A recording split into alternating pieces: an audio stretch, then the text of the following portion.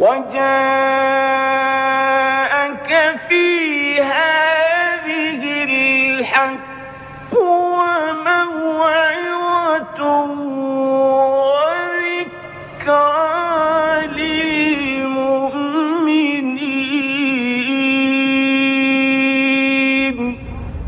We want to think about God.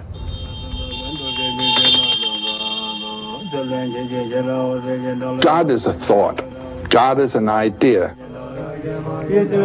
But its reference is to something that transcends all thinking.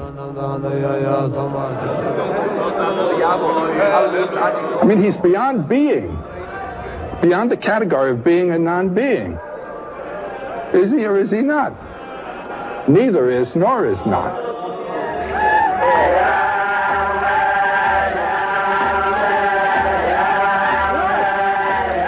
Every God, every mythology, every religion is true in this sense. It is true as metaphorical of the human and cosmic mystery.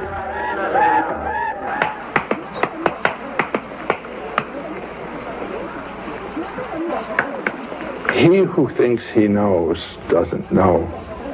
He who knows that he doesn't know, knows.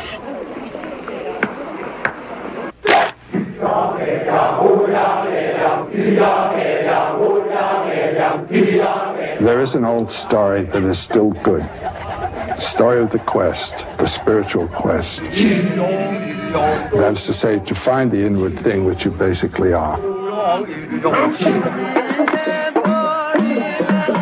All of these symbols in mythology refer to you.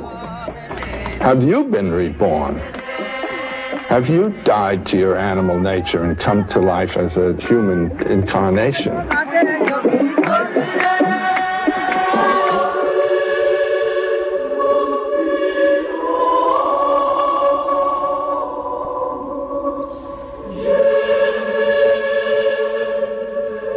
You are God in your deepest identity.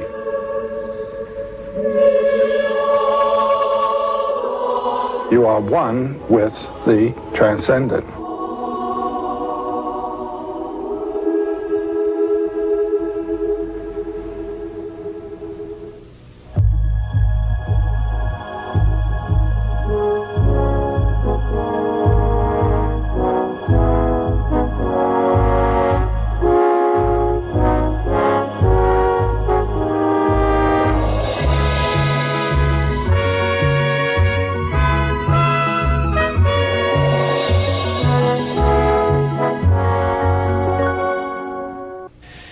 The images of God are many.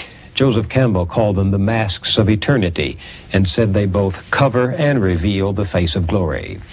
All our names and images for God are masks, Campbell said. They signify that ultimate reality, which by definition transcends language and art. A myth is a mask of God too, a metaphor for what lies behind the visible world. As teacher, scholar, and writer, Joseph Campbell spent his life in the study of comparative religion. He wanted to know what it means that God assumes such different masks in different cultures. We go east of Suez and see people dancing before a bewildering array of fantastic gods. When those people come here, well, Campbell told the story of the young Hindu who called on him in New York and said, "When I visit a foreign country, I like to acquaint myself with its religion. So I bought myself a Bible, and for some months now I've been reading it from the beginning. But you know, I can't find any religion in it." Campbell, who became president of the American Society for the Study of Religion, was at home in the sacred scriptures of all the world's great faiths. He found comparable stories in them, stories of creation, of virgin births, incarnations, death and resurrection, second comings, judgment days. Quoting one of his favorite Hindu scriptures, which he translated from the Sanskrit, he concluded that truth is one. The sages speak of it by many names. Joseph Campbell began his journey into this literature of the spirit after his imagination was excited by a visit to the Museum of Natural History in New York when he was just a boy. We met there a few months before his death and talked through a long evening about the masks of eternity. Is there something in common in every culture that creates this need for God? Well, I think anyone who has an experience of mystery at all knows that there is a dimension, let's say, of the universe that is not that which is available to his senses. There's a wonderful saying in one of the Upanishads, when for a sunset or a mountain and the beauty of this or of that, you pause and say, that is participation in divinity. And I think that's what it is. It's the realization of wonder. And also the experience of tremendous power, which people, of course, living in the world of nature are experiencing all the time. You know, there's something there that's much bigger than the human dimension. And our way of thinking in the West largely is that God is the source of the energy. The way in most Oriental thinking, and I think in most what we call primitive thinking also, is that God is a manifestation of the energy, not its source. That God is the vehicle of the energy. And the level of energy that is involved or represented determines the character of the God. There are gods of violence, there are gods of compassion, there are gods that unite the two, there are gods that are the protectors of kings in their war campaigns. These are personifications of the energy that's in play. And what the source of the energy is, what's the source of the energy of these lights around us? I mean, this is a total mystery. Doesn't this make of faith and anarchy a sort of continuing war among principalities? As life is, yes. I mean, even in your mind, when it comes to do anything, there will be a war, a decision as to priorities, what you're to do now. Or in relationship to other people, there will be 4 or 5 possibilities of my way of action.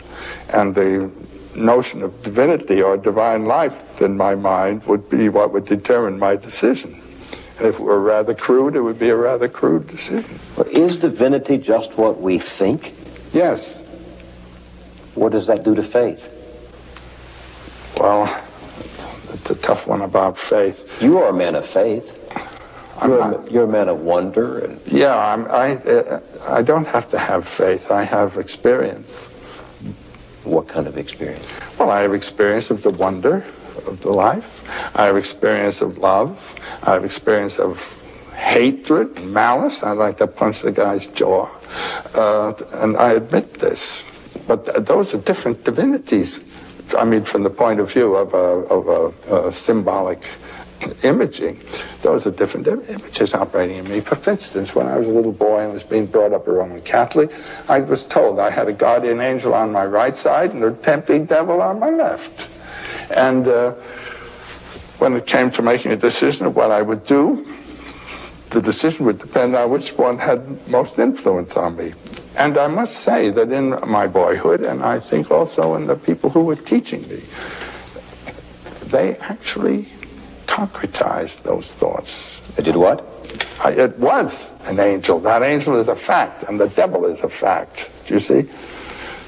Otherwise, one thinks of them as metaphors for the energies that are afflicting and guiding you. And those energies come from? From your own life. The energy of your own body, the different organs in your body, including your head, are the conflict systems. And your life comes from where? Yeah, there you are. From the ultimate energy that's the life of the universe. And then you say, well, somebody has to generate that. Why do you have to say that? Why can't it be impersonal? That would be Brahman. That would be the transcendent mystery that you can also personify. Can men and women live with an impersonality? Yes, they do all over the place. Just go east of Suez.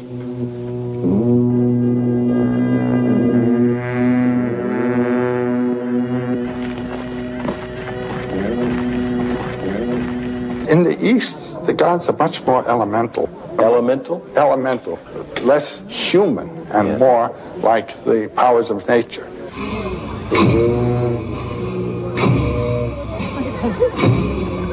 I see a deity as representing an energy system. And part of the energy system is the human energy systems of love and malice, hate, benevolence, compassion. And in Oriental thinking, the God is the vehicle of the energy, not its source. Well, of course, the heart of the Christian faith is that these elemental forces you're talking about embodied themselves in a human being and reconciling mankind to God. Yes, and the basic Buddhist idea is that that is true of you as well. And that what Jesus was a person who realized that in himself and lived out of the Christhood of his nature. What do you think about Jesus? We just don't know Jesus. All we know are 4 contradictory texts that tell us what he did. Written many years after he lived. But I think we know what Jesus said. I think the sayings of Jesus are probably pretty close. But when you read the Thomas Gospel, the Gospel according to Thomas, which was dug up there in that with those other Gnostic texts, it has all the flavor of one of the synoptics, Matthew, Mark, or Luke, except that it doesn't say quite the same thing. There's one wonderful passage, it's the last one in the Gospel, actually. When will the kingdom come? Now, in Mark 13, I think it is, we hear that the end of the world is going to come. That's to say, a mythological image, that's the end of the world, is taken as a reference to an actual physical historical fact to be. When you read the Thomas Gospel, Jesus says, the kingdom of the Father will not come by expectation. The kingdom of the Father is spread upon the earth, and men do not see it. So I look at you now in that sense, and the radiance of the presence of the divine is known to me through you. Through me? You, sure. A journalist? Jesus also says in this text, he who drinks from my mouth will become as I am, and I shall be he. He's talking from the point of view of that being of beings, which we call the Christ, who is the being of all of us. And anyone who lives in relation to that is as Christ. And anyone who incarnates, or rather brings into his life the message of the word, is equivalent to Jesus. That's the sense there. So that's what you mean when you say, I am radiating God to you. You are, yes. And you to me. And I'm speaking this seriously. No, I take it seriously. I happen to believe the same as you without being able to articulate it as you do. I do sense that there is divinity. The divinity is in the other. So you are the vehicle. You are, as it were, radiant of the Spirit. And that's, why not recognize it? I'll tell you what the most gripping scripture in the Christian New Testament is for me. It says, I believe, help thou my unbelief. I believe in what? I believe in this ultimate reality. And that I can experience it, that I do experience it. But I don't have answers to my questions. I believe in the question. Is there a God? I had a very amusing experience, which it might be well worth telling. I was in the New York Athletic Club swimming pool. And you know, you don't wear your collar this way or that way when you're in a swimming pool. And I was introduced to a priest. This is Father so-and-so. This is Joseph Campbell. I'm a professor. He's a professor at one of our Catholic universities.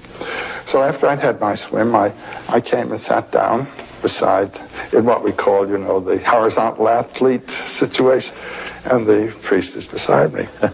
And he said, Mr. Campbell, are you a priest? I said, no, Father. He said, are you a Catholic? I said, I was, Father. He said, and now he had the sense to ask it this way, do you believe in a personal God?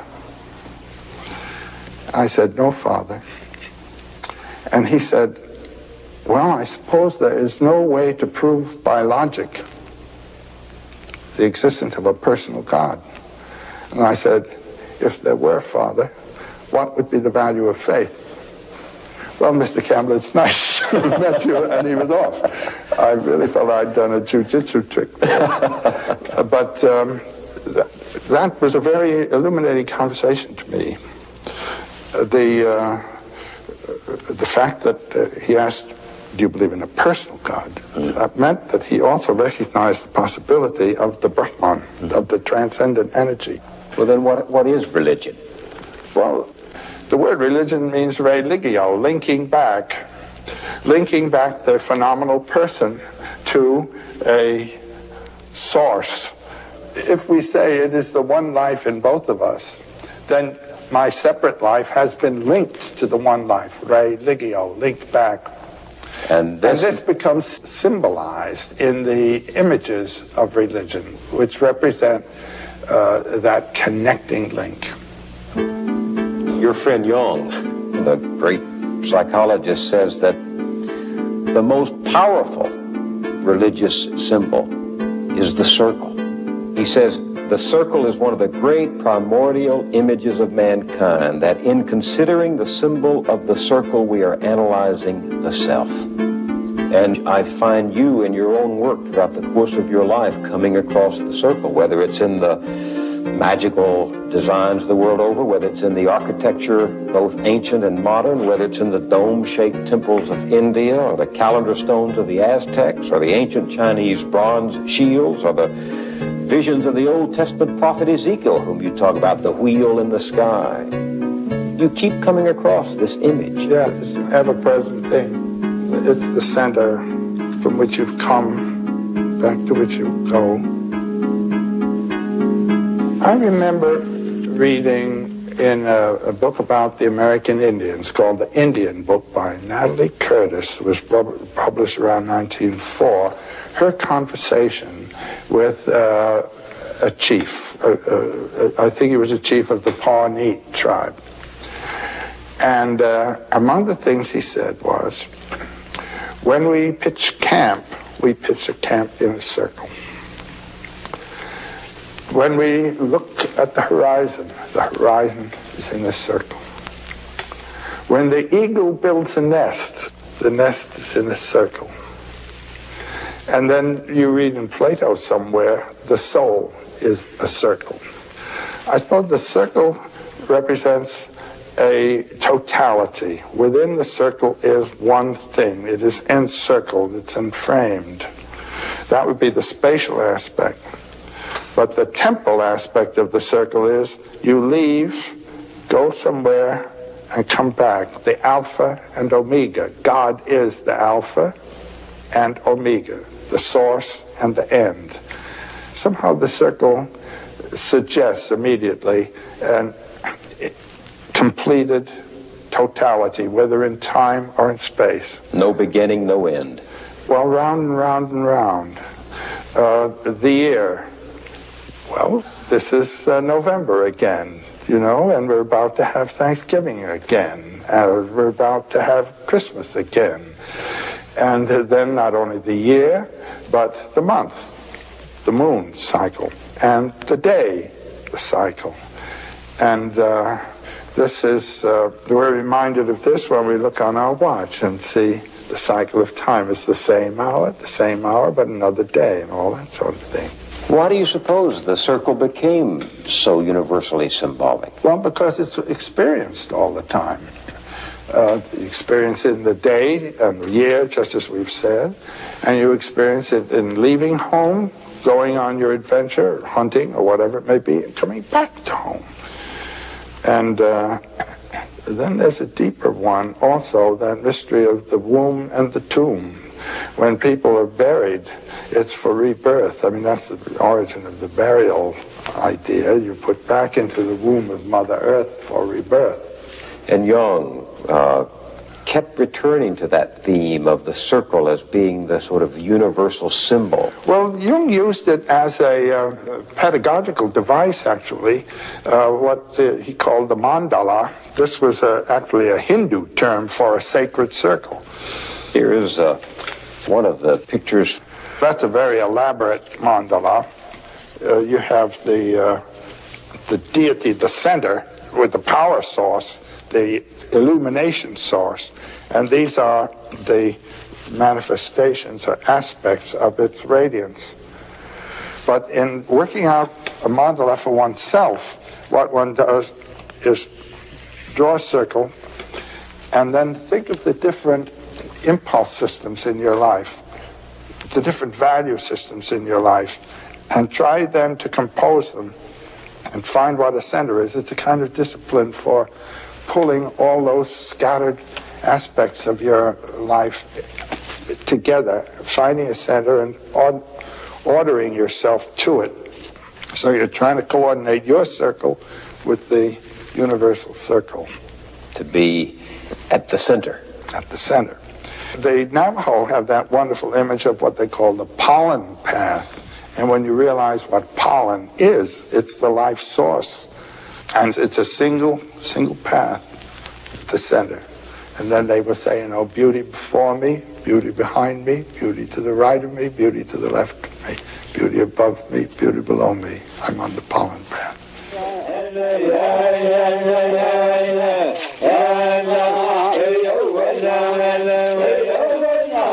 So the little cosmos of one's own life and the macrocosm of the world's life are in some way to be coordinated. Well, for instance, among the Navajo Indians, healing ceremonies were conducted by way of sand paintings, which are mostly mandalas, on the ground, and then the person who is to be treated moves into the mandala. There will be a mythological context that he will be identifying with, and he identifies himself with that power.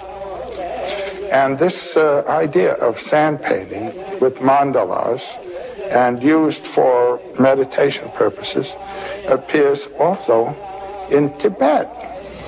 In the great tantric monasteries outside of Lhasa, for instance, Gyuto, they practiced sand painting, cosmic images and so forth, indicating the forces of the spiritual powers that operate in our lives. Now, what do you make of that in two very different cultures, the same imagery emerges? Yes. Well, there are only two ways to explain it, and one is by diffusion, that an influence came from there to here, and the other is by separate development.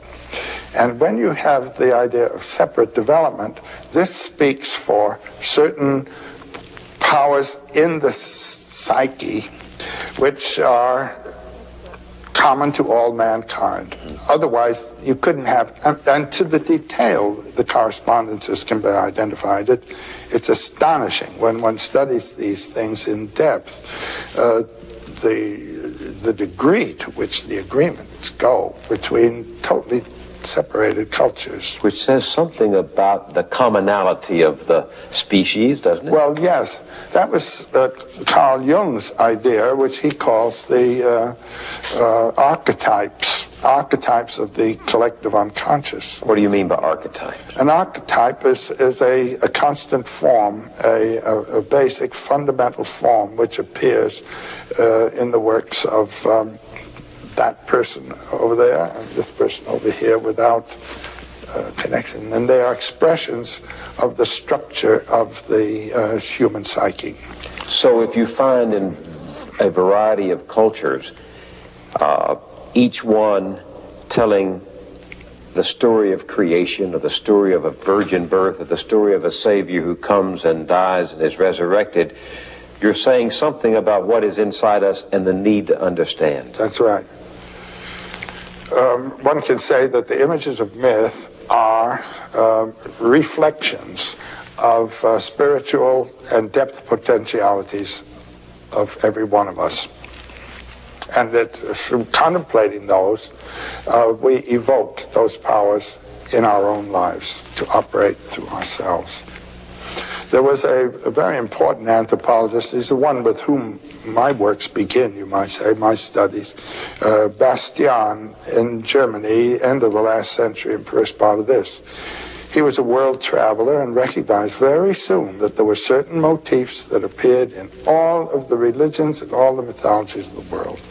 Such an idea, for example, as a spiritual power. That's an archetypal image that appears everywhere. And he called these elementary ideas. But they appear in very different forms in different provinces and at different times. And those different forms or costumes he called ethnic or folk ideas. But within the ethnic idea is the elementary idea. And it is those elementary ideas that Carl Jung then began studying and called archetypes of the unconscious. When you say elementary idea, they seem to come from up here. When you say archetypes of the unconscious, they come from up here. And they appear in our dreams as well as in the myths. So when one scripture talks about being made in his image, in God's image, it's being created with certain qualities that every human being possesses, no matter what that person's religion or culture or geography or heritage. God would be the ultimate elementary idea of man. The primal need. And we are all made in the image of God, okay? So that is the ultimate elementary idea or archetype of man.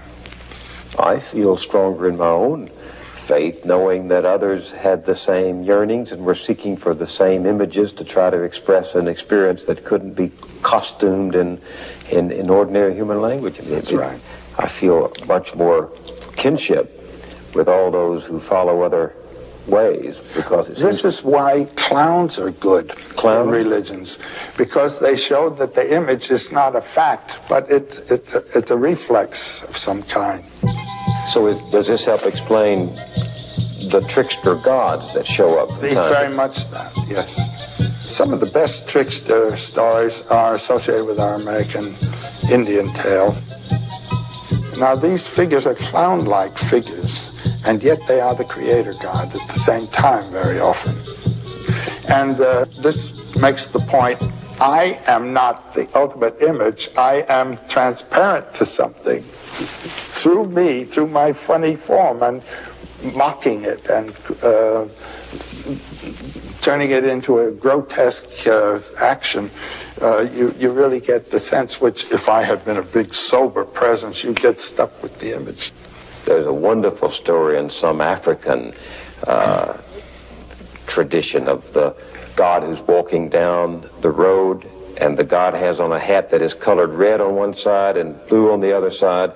So when the farmers in the field, go into the village in the evening, they said, "Did you see that fellow, that God with the blue hat?" And the others said, "No, he had a red hat on," and they get into a fight. He even makes it worse by first walking along this direction, then turning around, turning his hat around so that again it'll be red and black or whatever it is.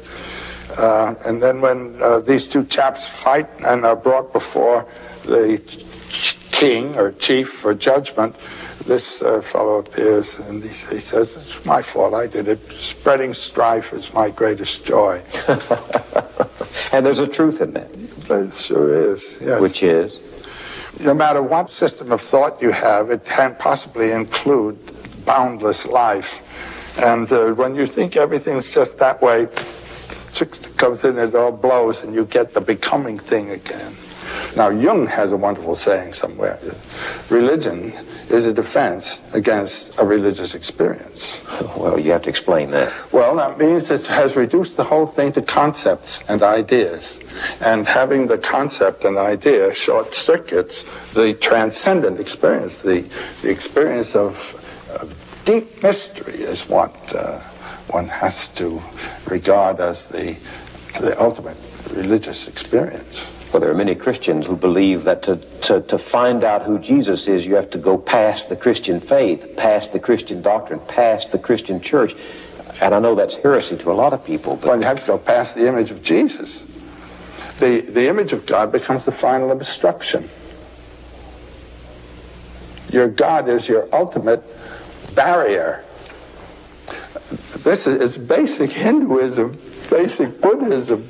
The idea of the ascent of the spirit through the centers, the chakras as they're called, or lotuses, the different centers of experience, the animal experiences of hunger and greed, or just the zeal of reproduction, or the physical mastery of one kind or another. These are all stages of power. But then when the center of the heart is reached, and the sense of compassion on another person, mercy and participation, and I and you are in some sense of the same being. This is what marriage is based on. There's a whole new stage of life experience opens up with the opening of the heart. And this is what's called the virgin birth, actually, the birth of a spiritual life in what formerly was simply a human animal, living for the animal aims of health, progeny, wealth, and a little fun. But now you come to something else, to participate in this sense of accord with another, or accord with some principle that has lodged in your mind as a good to be identified with. Then a whole new life comes, and this is, in Oriental thinking, the awakening of the religious experience. And then this can go on even to the quest for the experience of the ultimate mystery. Now, this ultimate mystery can be experienced in two senses.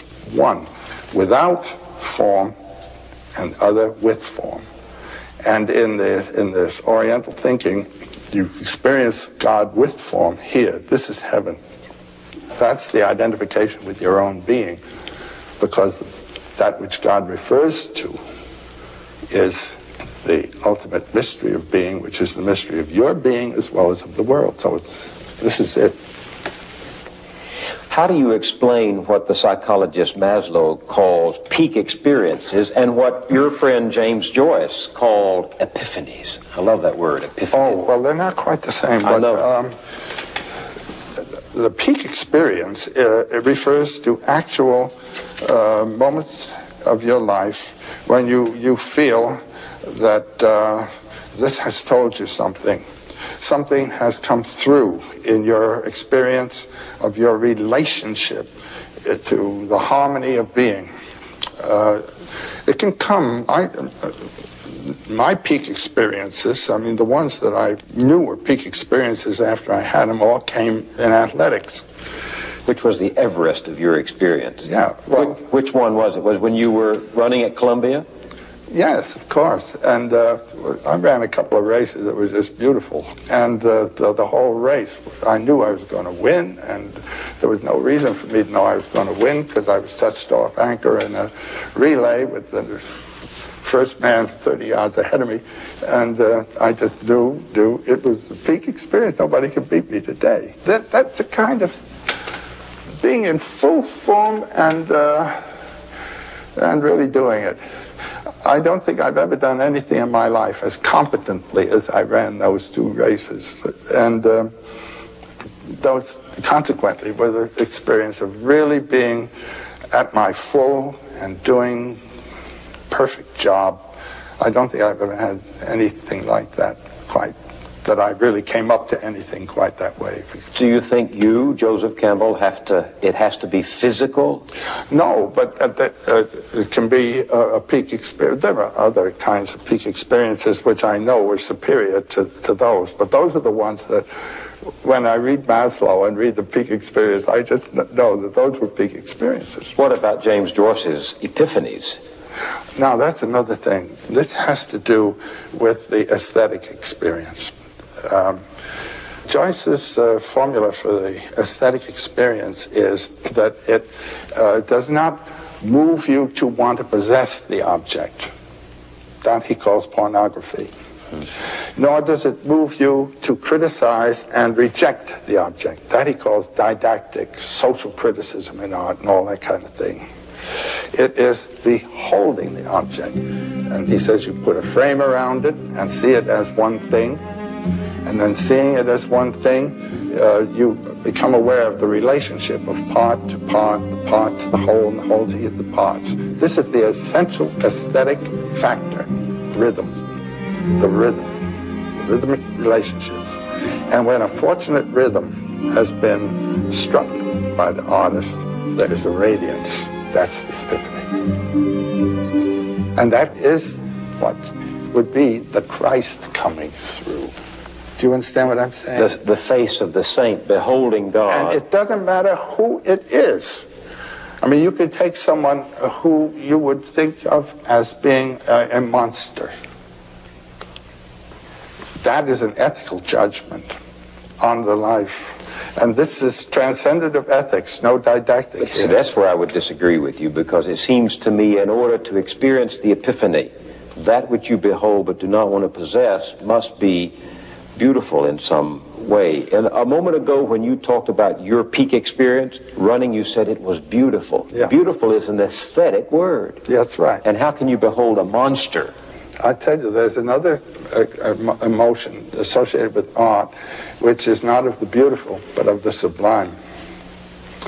And what we call monsters can be seen as sublime.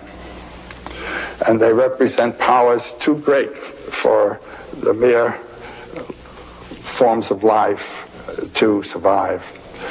Prodigious expanse of space is sublime. This is the thing that the Buddhists know how to achieve in their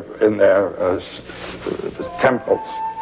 Particularly when I was in Kyoto, I was there for 7 glorious months. In Japan? Yeah, visiting some of the temple gardens.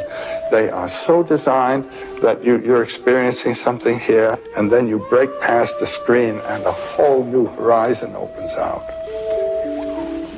And somehow with the diminishment of your own ego, the consciousness expands. This is the experience of the sublime. Another experience of the sublime is not of tremendous space, but of tremendous energy and power. And I have known a couple of people who were in Central Europe during the saturation bombings that were conducted over those cities. And there is you just have the experience of the sublime there.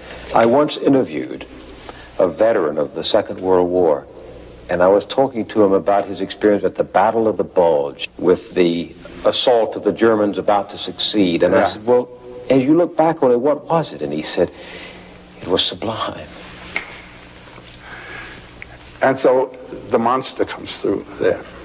What do you mean by monster? Well, by a monster, I mean someone who breaks all of your standards for harmony and for ethical conduct. Is there a story in mythology that illustrates the sublime in the monster? Well, the god of the end of the world, Vishnu at the end of the world, is a monster. I mean, good night. He's destroying the world, first with fire, and then with the torrential flood that drowns out the fire and everything else, and nothing's left but ash. The whole universe has been wiped out. That's God. Well, the Christian millennialists talk of the rapture. Well, read chapter 13 in Mark. Which says? That's the end of the world. You see, these are experiences that go past ethical judgment. The ethics is wiped out. Our religions, with the accent on the human, as I mentioned a little while ago, also stress the ethical. Yeah. God is good. God is horrific. The end of the world. There's an Arab saying that I read somewhere in the Arabian Nights of the angel of death. When the angel of death comes, it is terrible. When he has reached you, it is bliss. Now, in the Buddhist systems, particularly as we get them from Tibet, the Buddhas appear in 2 aspects. There's the peaceful aspect, and there is the wrathful aspect of the deity. Now, if you're clinging to your ego and its little world and hanging on, and the deity wants to open you, the wrathful aspect comes. It seems to you terrible. But if you are open, and open enough, then that same deity would be experienced as bliss. Well, Jesus talked of bringing a sword, and I don't believe he meant that in terms of using it against your fellow, but he meant it in terms of opening the ego. I came to cut you free from the binding ego of your own self-centeredness. This is what's known in Sanskrit as viveka, discrimination. And there is a Buddha figure called Manjushri, who's shown with a flaming sword over his head. Yes. And what is the sword for? It's to distinguish the merely temporal from the eternal. It's the sword that distinguishes that which is enduring from that which is merely passing. The tick, tick, tick of time shuts out eternity. And we live in the field of time. But what is living in the field of time is an eternal principle that's inflected this way. What's the eternal principle? Brahman. Which is? Well, we call it God, but that personifies it, you see. It is the experience of the eternity. Yeah. The experience of the eternal. As what you are. Yes. I would say. That whatever eternity is here right now. Or nowhere else. Or everywhere else. If you don't experience it now, you're never going to get it. Because when you get to heaven, that's not eternal, that's just everlasting. Heaven lasts a long time. It's not eternal, it's everlasting. I don't follow that now. The eternal is beyond time. The concept of time shuts out eternity. Time is our invention. Our experience, yeah. But the ultimate, unqualified mystery is beyond human experience. It becomes inflected. As they say, there is a condescension on the part of the infinite to the mind of man, and that is what looks like God. So whatever it is we experience, we have to express in language that is just not up to the occasion. That's it. That's inadequate. What poetry's for. Poetry is a language that has to be penetrated. It doesn't shut you off. It opens. It's the rhythm, the precise choice of words that will have implications and suggestions that go past the word is what has to happen. And then you get what Joyce calls the radiance, the epiphany. The epiphany is the showing through of the essence. What Aquinas called the quidditas, the whatness. The whatness is the Brahman. Why do you think it is there is in so many people this deep yearning to live forever, to secure my place in heaven? When you realize what heaven is, in the works of such a person as Thomas Aquinas, it is the beholding of the beatific image of God, which is a timeless moment. Time explodes. So, again, eternity is not something everlasting. And you can have it right here now in your relationships. I've lost a lot of friends, and my parents and all. And a realization that has come to me very, very keenly is that I haven't lost them. That moment when I was with them had an everlasting quality about it that is now still with me. What it gave me is still with me. And there's a kind of intimation of immortality in that. Do you see what I mean? Now, there's a wonderful work of Schopenhauer's. He says, when you reach a certain age, and he wrote this when he was in his 60s or so, and look back over your life, it seems to have had an order. It seems to have had been composed by someone. And those events that when they occurred seemed merely accidental and occasional and just something that happened, turn out to be the main elements in a consistent plot. So he says, who composed this plot? And he said, and just as your dreams are composed by an aspect of yourself of which your consciousness is unaware, so your whole life has been composed by the will within you.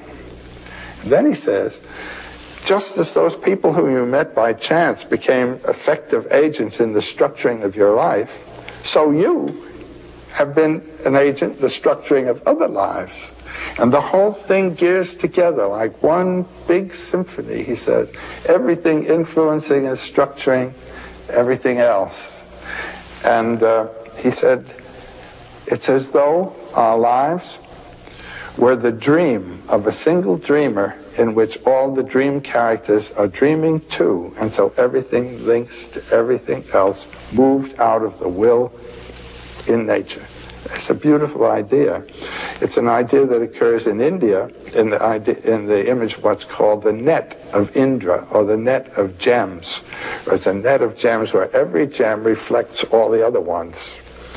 And they also have the idea of a spontaneous and simultaneous arising. Everything arises in relation to everything else, and so you can't blame anybody for anything. It's all working around. It's a marvelous idea. It's as though there were an intention behind it, and yet it all is by chance. None of us has lived the life that he intended. And yet, we all have lived a life that had a purpose. Do you believe that? I don't believe life has a real purpose. I mean, when you really see what life is, it's a lot of protoplasm with an urge to reproduce and continue in being. Not true. That's not true. Well, no, wait a minute. Just sheer life can't be said to have a purpose, because look at all the different purposes it has all over the lot. But each incarnation, you might say, has a potentiality, and the function of life is to live that potentiality. Well, how do you do it? Well, again, when my students would ask, should I do this, should I do that? Dad says I should do this, and my answer is follow your bliss. Yeah. There's something inside you that knows you're in the center, that knows you're on the beam, that knows you're off the beam. And if you get off the beam to earn money, you've lost your life. So it is not the destination that counts, it's the journey. Yes. There's a wonderful old man, I think he's still alive in Germany, Karlfried Graf Dürkheim. And he says, when you're on a journey and the end keeps getting further and further away, then you realize that the real end is the journey. It's not bad. This is it. This moment now is the heavenly moment. And I like the idea that Eden was not, Eden will be. Eden is. The kingdom of the Father spread upon the earth, and men do not see it. I mean, Eden is. There's some image of Shiva, the god Shiva, surrounded by circles of flame, rings of fire. That's the dance of the world, the dancer whose dance is the universe. And in this hand, he has a little drum that goes tick, tick, tick. That is the drum of time. The tick of time which shuts out eternity. And we are enclosed in that. In this hand, there is a flame which burns away the veil of time and opens us up to eternity. And in his hair is a skull and a new moon, the death and rebirth at the same moment, the moment of becoming. That's a powerful image for any life, not just... Well, the goal of your quest for yourself is to find that burning point in yourself, that becoming thing in yourself, which is fearless and desireless, but just becoming. This is the condition of a warrior going into battle with perfect courage. That's life in movement. A plant growing, I think of grass, Every 2 weeks, a chap comes out with a lawnmower and cuts it down. Suppose the grass were to say, well, for Pete's sake, what's the use? It's the coming into being, that's it. And that's the life point in you. And that's what these myths are concerned to communicate to. Well, I've always interpreted that powerful, mysterious statement, the Word was made flesh, as this eternal principle finding itself in the human journey, yes, the human experience. Now, I don't know what the Word is, and I don't even know what flesh is, but I know that there is that experience of epiphany when you meet what you don't know and understand it. Yeah, and you can find it in yourself too, the Word in yourself. Where do you find it if you don't find it in yourself? Well, right. Goethe says, all things are metaphors. Alles Vergängliche ist nur ein Gleichnis. Everything that's transitory is but a metaphorical reference. That's what we all are. And to see the Word, we're getting back to that, your radiance that we spoke of before comes out here again now. But how does one worship a metaphor, love a metaphor, die for a metaphor? Well, that's what people are doing all over the place. That's what people are doing all over the place. Dying for metaphors. And when you really realize the sound Om, the sound of the mystery of the Word everywhere, then you don't have to go out and die for anything, because it's right there all around. And just sit still and see it and experience it and know it. Explain Om. This is the first time you've used that. Well, Om is a word that, what can I say, represents to our ears that sound of the energy of the universe, of which all things are manifestations. And Om, it's a wonderful word. It's written A-U-M. You start in the back of the mouth, ah, and then oo, you fill the mouth, and closes at the mouth. And when you pronounce this properly, all vowel sounds are in that pronunciation. And consonants are regarded simply as interruptions of Om. And all words are thus fragments of Om, as all images are fragments of the form of forms of which all things are just reflections. And so Om is a symbol, a symbolic sound that puts you in touch with that throbbing being that is the universe.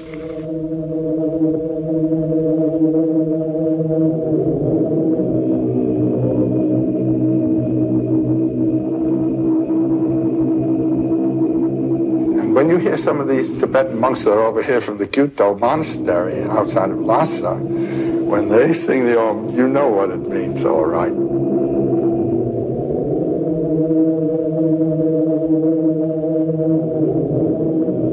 That's the zoom of being in the world.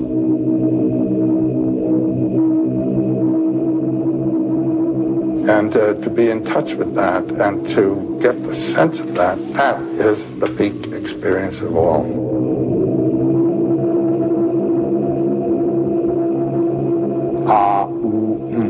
The birth, the coming into being, and the dissolution, the cycle of that.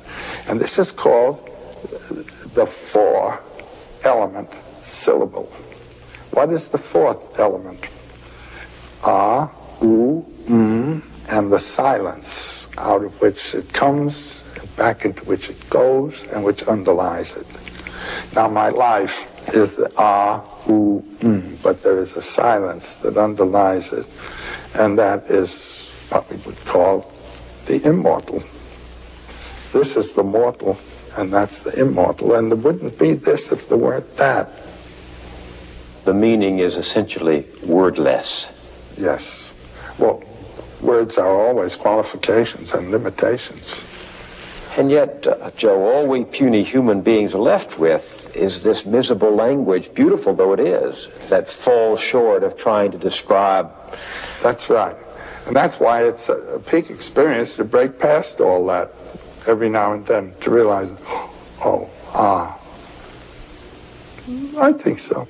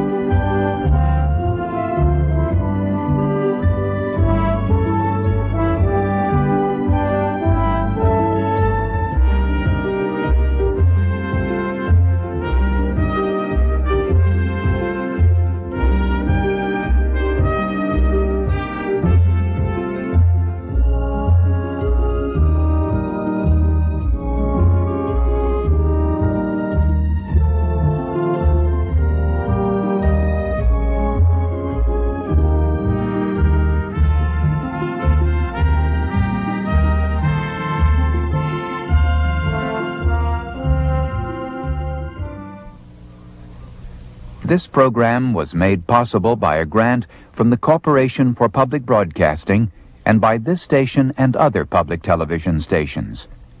Additional funding was provided by the John D. and Catherine T. MacArthur Foundation.